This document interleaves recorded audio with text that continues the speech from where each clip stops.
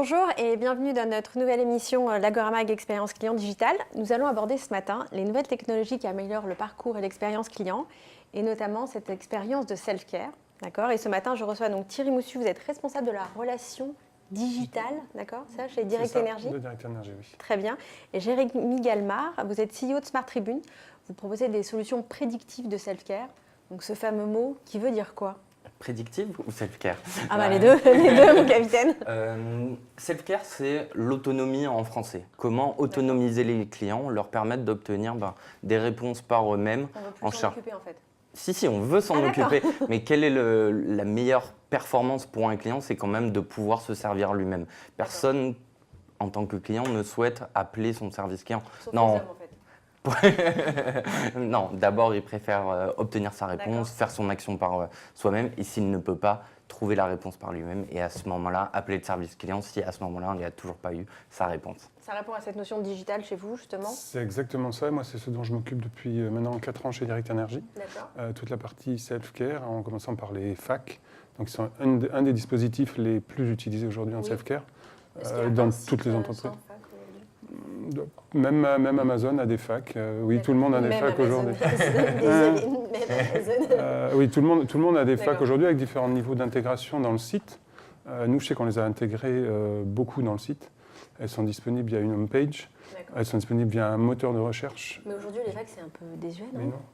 Mais non, parce que c'est la première base de connaissance vers le client. Finalement, et comme disait Jérémy, c'est la première chose sur laquelle va tomber le client quand il va chercher de l'information autour de son contrat, de son service, de ses factures, etc. Mais les factures, elles sont reliées alors, à son espace client, elles sont reliées à un contexte ou est-ce que c'est complètement sorti? Alors pour nous, elles ne sont pas encore totalement reliées au contexte client, même si on fait des différences entre les particuliers et les professionnels. Par cible. Voilà, par cible. Vous êtes tout à fait capable de faire. J'imagine qu'un certain nombre de clients ont des cibles différentes sur un même site. Tout à fait, oui. On a des cibles à la fois particuliers, professionnels. Ensuite, on va avoir et un même site avec particuliers et professionnels, vous êtes capable d'adresser des questions-réponses qui sont pour ces deux cibles différentes. Et qui vont être surtout personnalisées en fonction de ce profil de personne. Donc la contextualisation, c'est le profil de la personne ou le profil par rapport à la page?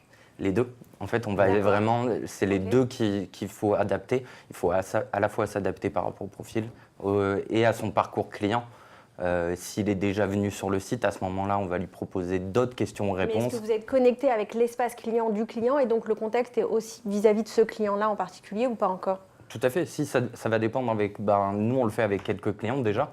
On arrive à se connecter avec leur CRM et on va récupérer des informations pour à la fois personnaliser le parcours du client et lui donner des réponses qui soient personnalisées par rapport à son parcours et ensuite connecter au CRM parce qu'on va aussi personnaliser les réponses en fonction de données qui vont provenir du CRM. Donc vous avez fait du push and pull, vous allez chercher, vous faites rapatrier des informations qui contextualisent par rapport à l'espace client. C'est ce que vous voulez faire chez Direct Energy? C'est ce qu'on fait nous, alors pas avec les facs pour le coup, mais avec un chatbot qu'on est en train de finaliser là aujourd'hui. D'accord, on en parle. Voilà, absolument. Pour moi, c'est le niveau 2 du self-care. Le premier niveau, c'est les facs, effectivement, qu'on peut placer un petit peu partout. On les a placés dans le moteur de recherche, on les a placés dans les formulaires de contact, en prédictif, justement. On commence à remplir sa demande dans le formulaire de contact et on a les facs, quelques facs qui se contextualisent. Donc, si je tape « je veux ma facture », on va avoir des facs autour des factures, par exemple. Avant de pouvoir cliquer sur « envoyer ». Avant de pouvoir cliquer sur « envoyer », et avec ça, on arrive à éviter 15 à 20% des emails clients. Ça veut dire que le client a trouvé sa réponse tout seul, il n'a pas besoin de vous envoyer son mail. Donc, c'est quand même un chiffre qui est assez intéressant, à la fois pour le client, parce que ça va plus vite. Puis il n'est pas obligé d'aller sur la page des facs, en fait. Il essaie de nous contacter et on lui donne la réponse. Donc c'est très naturel en termes de parcours. C'est très naturel, absolument. Dans son parcours client et ça va lui permettre... Il n'a pas l'impression d'aller chercher des facs, en fait.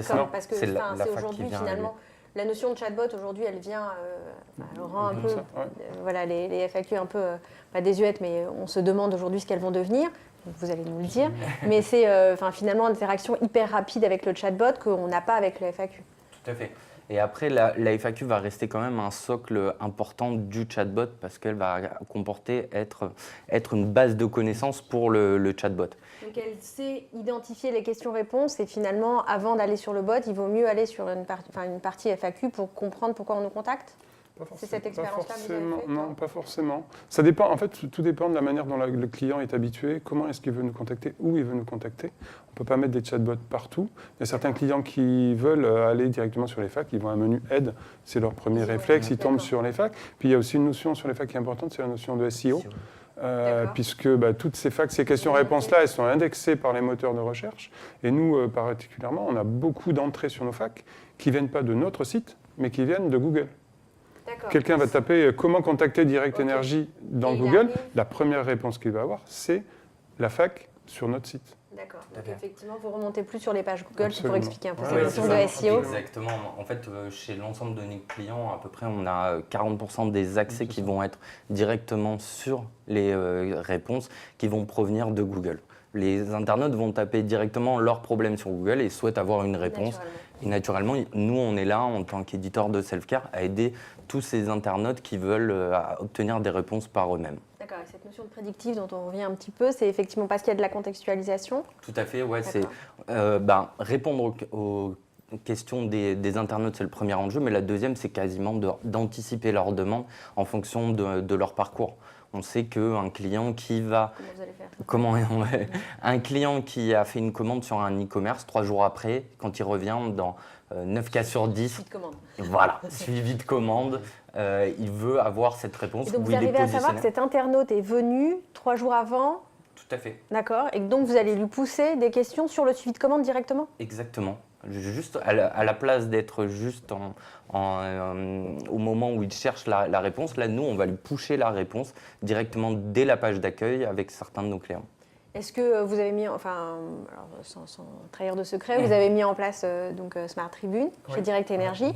Est-ce que vous avez noté une amélioration de la satisfaction client? Est-ce que, justement, sur ce côté un peu déceptif des facs et un peu froid ou Oui, on a noté de questions-réponses qui ne sont pas forcément... On a noté effectivement beaucoup plus d'accès à notre site sur les questions-réponses. On avait un autre système de questions-réponses. Avec la partie SEO, on a noté une diminution du nombre de formulaires envoyés par les clients.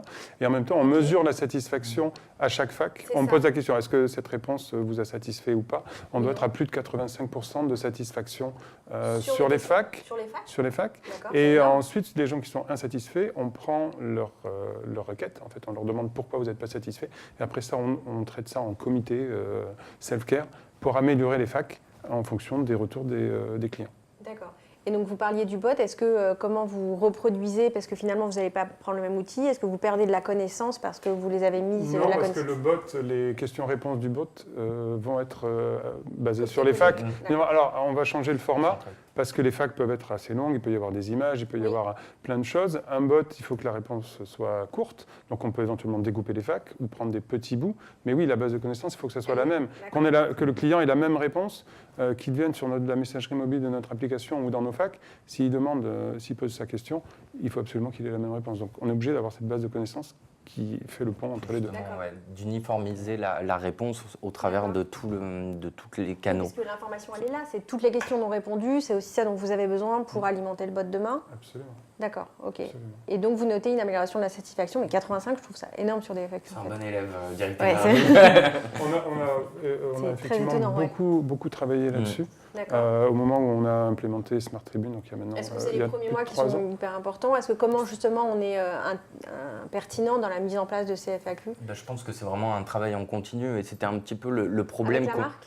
Oui, avec la marque. C'était un peu le problème des FAQ qu'on a fait pendant 20 ans. On créait une FAQ, on la sortait sur le site et après on l'oubliait, on revenait 5-6 ans plus tard quand on refondait le site. Or, en fait, la FAQ doit être le socle de la relation client et on doit la mettre à jour quasiment continuellement. Et justement, avec les nouveaux outils, la satisfaction, le moteur de recherche aussi, où on va pouvoir identifier... Est-ce que vous vous servez des verbatims aussi qui sont utilisés dans les FAQ pour justement améliorer votre connaissance client et des insights? Oui, absolument. On met ça dans un outil d'analyse des verbatims. Donc on met ces insatisfactions sur les facs, on le met dedans, en même temps que les questionnaires de satisfaction, en même temps que les avis clients, etc. Et on mouline tout ça, on pousse tout au même endroit, et puis on en tire des conclusions pour améliorer les process, pour améliorer les facs. par exemple. En continu, on a en général 2 comités par an autour des facs spécifiques. Ça suffit. Ça suffit. Et après, ça fait combien de temps vous l'avez mis en place? Ça fait plus de 3 ans maintenant. Mais par contre, on met à jour les facs très régulièrement. Chaque fois qu'il y a un nouveau service. Donc, quand je disais un comité fac, c'est vraiment un comité où on se pose, on analyse justement la voix du client, les retours, quels sont les facs à améliorer. Il y en a des fois qui sont assez lourdes, quand on a des problématiques de facture, par exemple. C'est pas forcément évident d'expliquer ça au client, donc là-dessus, il y a du gros travail. Il y a un peu de législatif, oui, c'est compliqué. Après, chaque fois qu'il y a un nouveau service, un nouveau produit qui sort, on fait une fac, on la rajoute, on travaille avec le marketing, avec les métiers, avec la formation, on crée une ou plusieurs facs. Et qui va vous aider à améliorer les facs? Est-ce que c'est finalement les conseillers, parce que c'est eux qui sont en contact avec le client, ou c'est plutôt justement des marketeurs? C'est plutôt pas mal. Alors, c'est les retours des clients qui sont importants. Effectivement, avec les marketeurs, on interagit beaucoup. Moi, je suis dans le département marketing et digital, donc je suis au courant de tous ces produits, services. Donc, en amont, on connaît l'info. Après, on essaie d'avoir un ton qui est à peu près toujours le même dans les facs, le plus simple possible pour le client. Le risque, c'est de parler en termes marketing et que le client ne comprenne rien à ce qu'on lui dise. Les téléconseillers ou les agents participaient aussi à cette amélioration, parce que c'est finalement eux qui ont aussi cette voix du client. Sur cette partie, alors moi, comme je m'occupe plus généralement de l'expérience client digitale, j'ai cette vision-là qui me permet justement, en travaillant avec les métiers, ils me font des propositions de questions et de réponses. Et après, moi, je lisse un petit peu ces réponses-là pour qu'elles soient plus facilement compréhensibles par le client. D'accord. Et comment vous accompagnez effectivement? Est-ce que vous avez ce process d'accompagnement avec les clients qui fait qu'on est en progression régulière? Tout à fait, ouais. Nous, on a vraiment deux offres en fait, qui sont complètes, c'est-à-dire à la fois une offre logicielle et une offre accompagnement, parce que justement, l'erreur, c'est de sortir sa FAQ et de l'oublier. Et vraiment, il faut la travailler dans le temps, il faut travailler aussi par rapport à tous les autres canaux. On parle de chatbot, c'est des choses qu'on fait nous aussi, mais il faut aussi travailler dans le parcours. Si le chatbot et la FAQ sont au même endroit, donc vous partagez la même connaissance, et qu'on la partage entre tous les canaux. Et de plus en plus, ce qu'on voit, c'est aussi adapter la réponse en fonction du canal. Mais par exemple, on devrait, dans peu de temps, avoir une réponse différente qui soit entre mobile et desktop. Sur mobile, on doit répondre plus rapidement à la question de l'internaute. Voilà. Il faut vraiment s'adapter au plus à l'utilisateur, à là où il lit, ou à son parcours.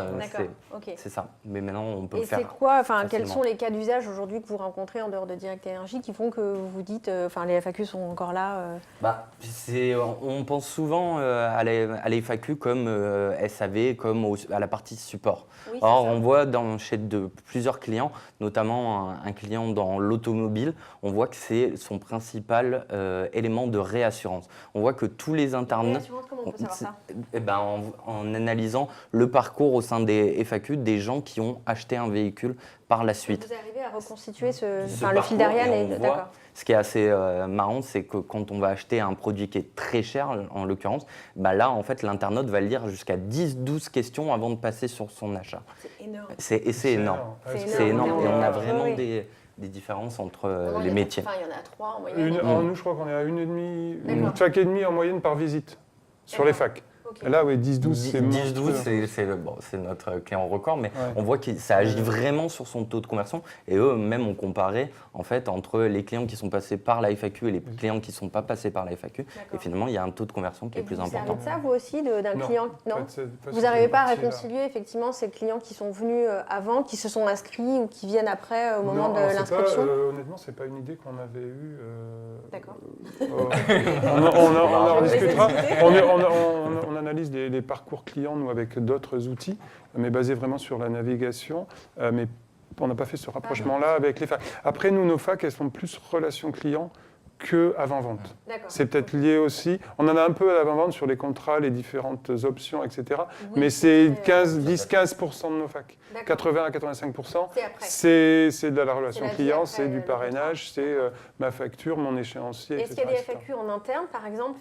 Moi, je sais que j'ai mis en place des FAQ justement à destination des conseillers pour les aider effectivement dans leur apprentissage et dans leur formation, pour trouver, comme un client, des réponses à leurs questions. Et finalement, c'est les questions des clients aussi. Est-ce que ça, vous l'avez fait? On a ça, mais pas avec le même outil. On a un autre outil de gestion de base de connaissances conseillé, qui était là bien avant et qui n'a pas bougé. pour le coup. Mais celui-là, on l'a pas changé. Il n'a pas bougé, on n'a pas changé. L'outil n'a pas changé, effectivement, il évolue, mais pour le coup, ce n'est pas ma partie à moi. C'est sur la partie, justement, formation.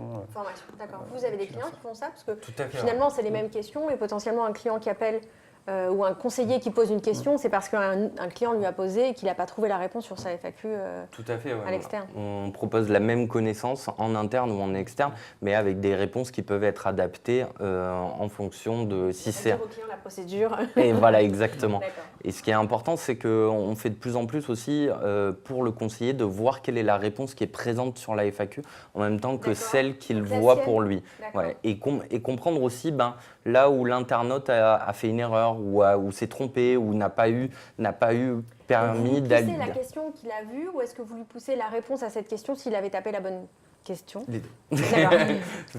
Les deux en fait. On va essayer d'analyser aussi son parcours si on peut, si on est connecté au CRM, s'il est connecté lui-même au compte client pour avoir son parcours. Et ensuite, on pousse aussi au conseiller, par exemple, s'il cherche telle question, on va voir qu'est-ce qui est ressorti dans la FAQ pour qu'ils comprennent. Et lui, pousser le fait de vous dire, on s'est planté là. Voilà, exactement. Ok, super. Un aide à la décision. Très bien, on termine là-dessus. Je vous remercie beaucoup. Merci. Encore un débat passionné, et pas sur le bot, mais presque. J'espère qu'il vous sera utile autant qu'à moi. Partagez-le avec Agora, #AgoraXP Digital. Gardez l'esprit ouvert, gardez l'esprit critique et à très bientôt sur l'Agora Mag Expérience Client. Merci beaucoup. Merci Thierry. Merci. À très bientôt. À bientôt. À très bientôt.